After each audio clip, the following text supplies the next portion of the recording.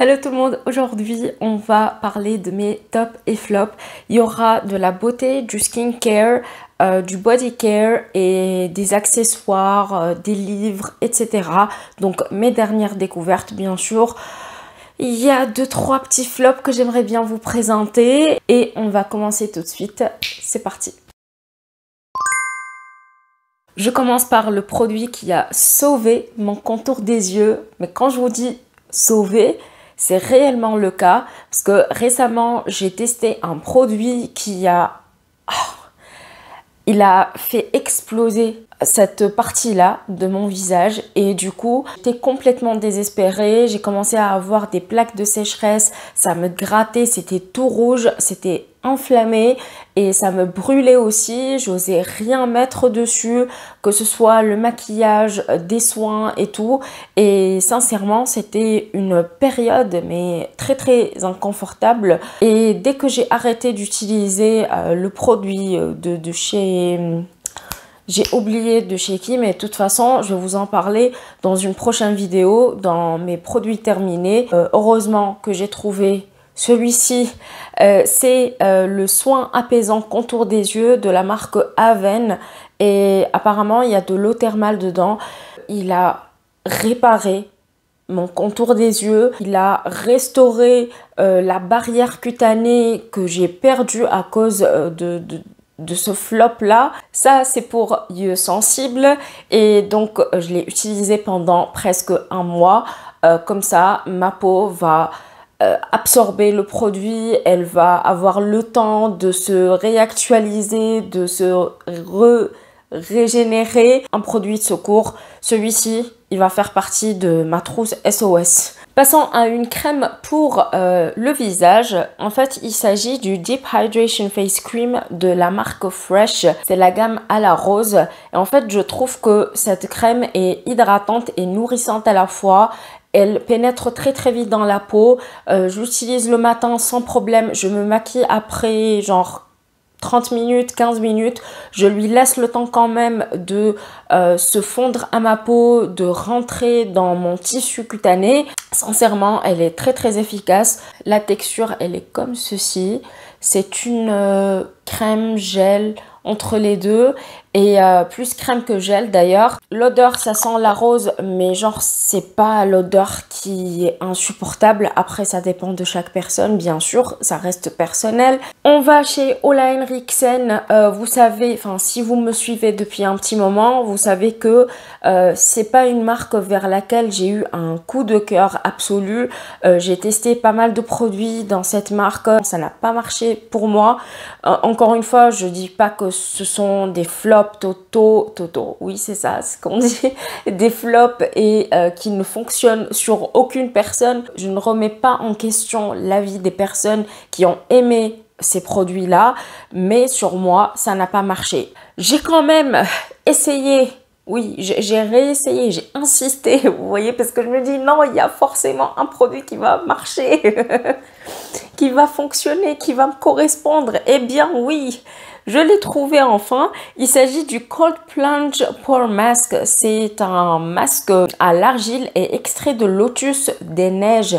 Et ce produit-là, c'est une tuerie les gars. C'est un masque que vous appliquez. Déjà, il a une couleur magnifique, un bleu turquoise qui est instagrammable, vous voyez.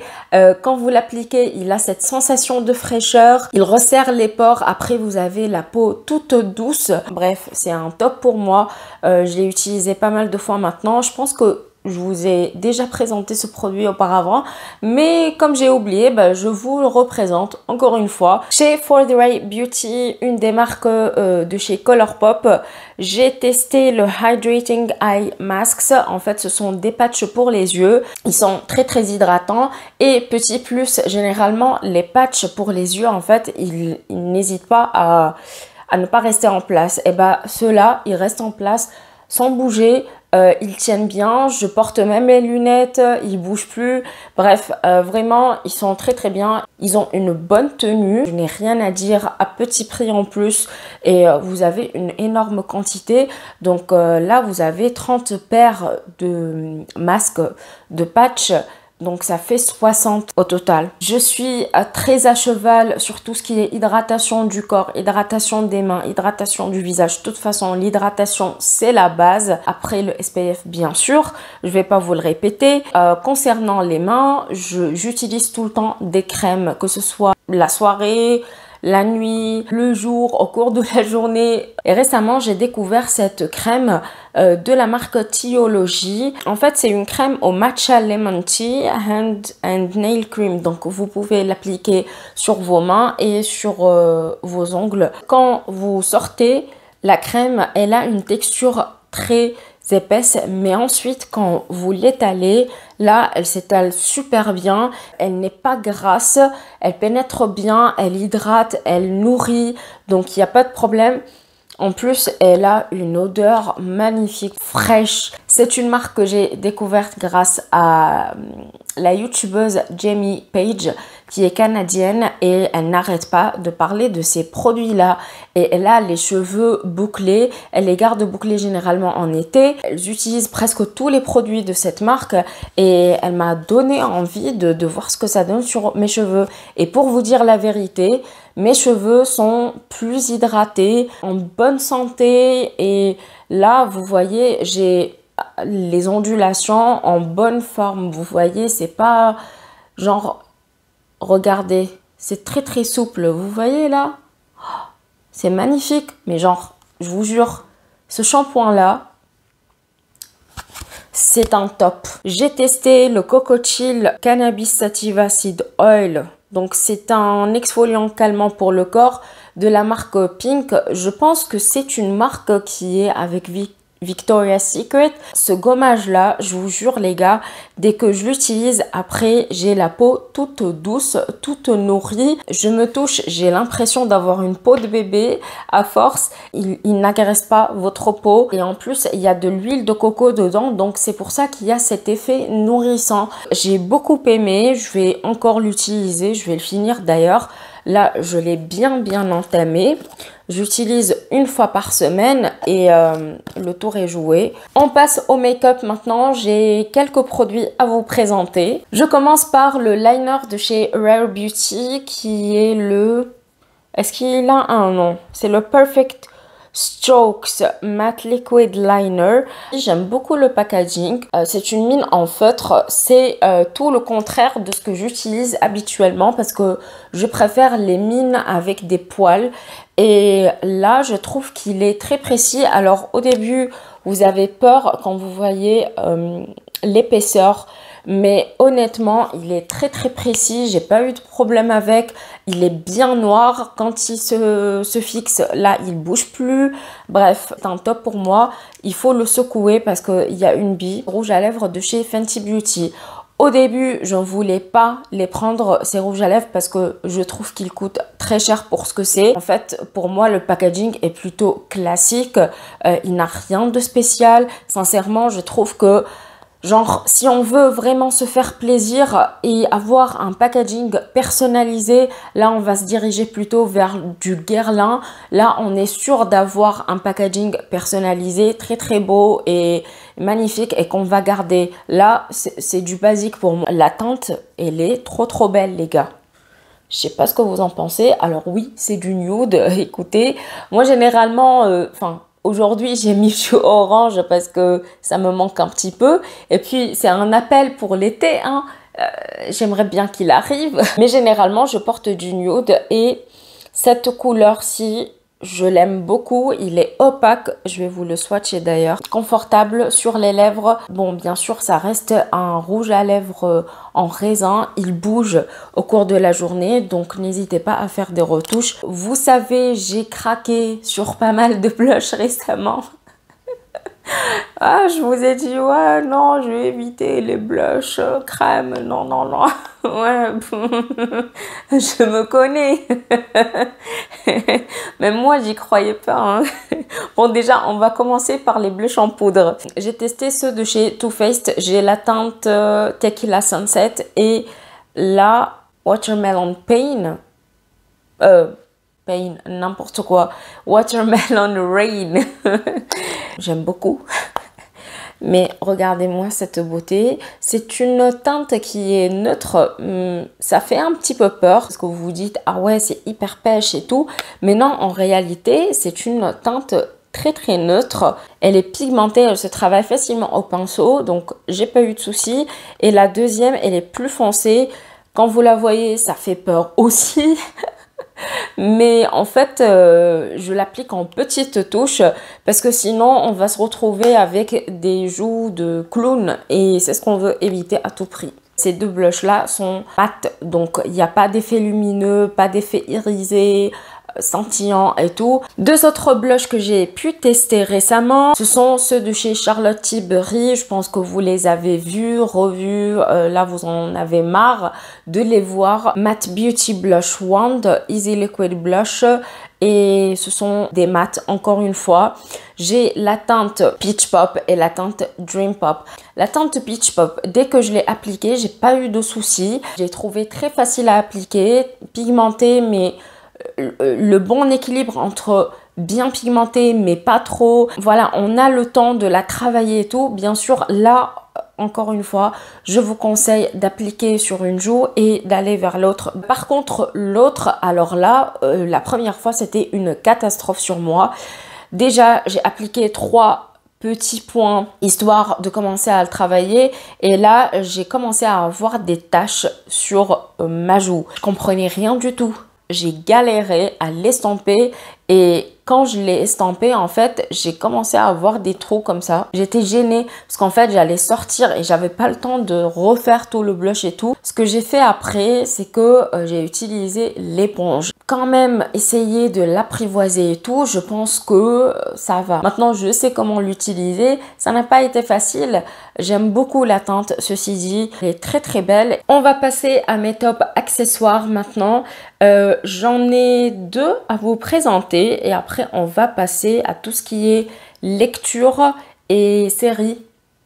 Oui, parce que j'ai une série coup de cœur. Je présente ce sac-ci, j'adore de tout mon cœur. C'est celui que je porte presque tous les jours. Voilà, il a une magnifique couleur, du bleu roi comme j'aime. Je l'ai commandé sur Amazon. D'ailleurs, si je le trouve, je vous le mets dans la barre d'infos. Vous avez une chaîne avec une fleur ici. Hop, à l'intérieur, voici comment ça se présente. Donc, vous avez 3 compartiments. Celui-ci, là, une pochette et l'autre. Voilà, et vous avez pas mal de pochettes. Bon, ça reste quand même un tout petit peu étroit.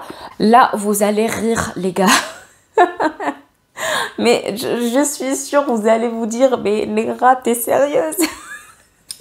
Est-ce que t'as pété un câble? Est-ce que ça va ici? Je vous présente une pince. Oui, une pince pour les cheveux. Alors, je vous explique pour ma défense, parce que c'est pas facile. En fait, quand vous avez les cheveux crépus, frisés, ondulés, et avec cette touffe-là, généralement, vous ne trouvez pas des pinces qui tiennent la route. Vous voyez? Parce que généralement, ça se casse. Là, vous mettez hop et vous entendez kick et ça se casse.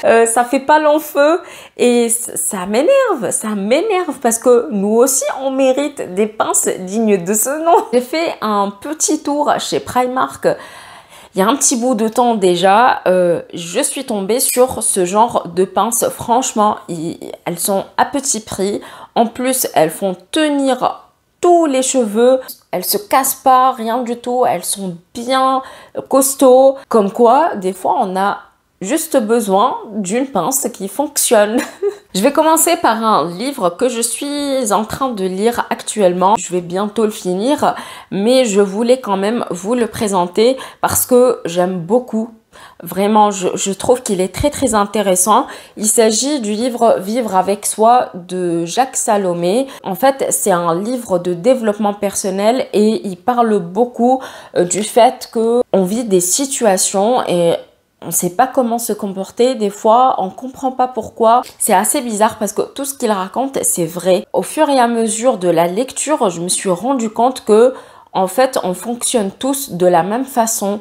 ou presque. On vit instinctivement les choses d'une manière et du coup, on a presque le même mode de fonctionnement. La confiance en soi, l'écoute des blessures de l'enfance, le fait de parler à son inconscient, un rêve de vie, le besoin qui naît avant le désir, les peurs, les désirs, le je ne sais pas pleurer, je n'ai pas osé, le fait de se sentir un peu différent, on se dit ouais les autres ne me voient pas tel que je suis, donc je suis obligée de mettre un masque, de ne pas être moi-même tout simplement, et ça c'est fatigant. Donc je vous conseille vraiment de lire ce livre-là, il est très très intéressant et pour les personnes qui veulent avoir des réponses, c'est le livre qu'il vous faut. Un autre du même auteur qui est Jacques Salomé, c'est Tais-toi quand tu parles. Je vous mets la photo ici puisque je l'ai donnée à ma famille. Pareil, si vous avez des problèmes de communication avec des enfants, avec vos parents, avec n'importe quel adulte, achetez-le. Si vous avez des enfants et que vous n'arrivez pas à avoir un dialogue qui a un résultat concret, je vous conseille de lire ce livre. Encore une fois, il est très très facile à finir. Vous avez des illustrations très très intéressantes. Il donne des astuces, il donne des situations que moi j'ai vécues en tant qu'enfant et je me dis mais waouh, qu'est-ce que c'est vrai quoi. Qu'est-ce que c'est vrai. Il met par exemple une situation et là comment le parent réagit, comment moi j'aimerais qu'il réagisse en tant qu'enfant et en tant que ex-enfant, en tant qu'adulte maintenant. Je vous jure, ça aide beaucoup les jeunes parents, les parents qui par exemple comme ma mère ont des problèmes de communication, ça peut arriver. De toute façon, être parent n'est pas facile. Lisez ce livre, il est excellent. Et alors, je finis cette top avec une série qui est sur Netflix. Donc, il s'agit de Lydia fait sa loi. Et en fait, cette série parle de la première avocate de l'Italie. Ça parle du parcours de cette Lydia Poète, qui était la première femme avocate du pays. Elle vivait dans une société très sexiste. Les femmes n'avaient pas le droit d'exercer ce métier-là parce qu'elles sont des femmes, tout simplement, à cause de leur morphologie, à cause de leur nature féminine. Elles n'avaient pas le droit d'être dans un milieu d'hommes. Donc, elle exerçait le métier d'avocat avec son frère. Elle défend les suspects, mais à travers son cabinet du coup, et donc là elle va assister aux différentes enquêtes, etc. Cette série m'a mise hors de moi, je vous jure. À chaque fois je voyais le comportement des hommes et tout et j'avais juste envie de les gifler depuis l'écran, mais je pouvais pas. Et mon dieu, cette époque là quoi, j'ai vraiment pas envie de m'y retrouver quoi. J'ai eu pas mal de blush coup de cœur. J'ai testé celui de chez Tarte et je trouve que c'est pas le genre de blush que j'aime. Déjà, je le trouve très très très très lumineux. Limite pour moi, ça c'est du highlighter. Quand je l'applique, en fait, ça fait griser mon teint tout seul, ça fonctionne pas. Il faut que je l'utilise comme topper sur un autre blush. Donc c'est ce que j'ai fait, ça a marché. Vous voyez là. Là, est-ce que vous imaginez appliquer un blush comme ça? Mais c'est lumineux. N'hésitez pas à me dire en commentaire si vous l'avez testé. Ensuite, un produit que j'ai vu presque sur toutes les chaînes françaises, c'est la bébé crème au ginseng de chez Herborian. Ils l'ont reformulé apparemment. Alors, j'ai la nouvelle version. Et pour vous dire la vérité, je ne l'aime pas. À la fin de la journée, je me retrouve avec un effet de matière, surtout ici au niveau du menton. En fait, le produit il se détache de ma peau et du coup ça fait un effet bizarre, comme un amas de matière très très moche, sincèrement. Donc j'aime pas du tout. On finit cette vidéo avec un autre produit teint, cette fois-ci chez Huda Beauty, le concealer Faux Filter. Le problème de ce concealer, c'est qu'il file beaucoup dans les plis. Chaque fois que je l'utilise, je me retrouve avec des yeux pleins de stries comme ça. C'est pas beau du tout. Je sais que tous les anti-cernes filent dans les plis. Il n'y en a pas un seul qui ne file pas. Mais alors celui-ci, il file un peu trop à mon goût. je n'accepte pas. Voilà, j'espère que cette vidéo vous aura plu. Si c'est le cas, n'hésitez pas à la liker avant de partir et à vous abonner si ce n'est pas encore fait. Moi, je vous retrouve une prochaine fois pour une nouvelle vidéo. Et en attendant, prenez soin de vous. Je vous fais de gros bisous et à très bientôt. Ciao!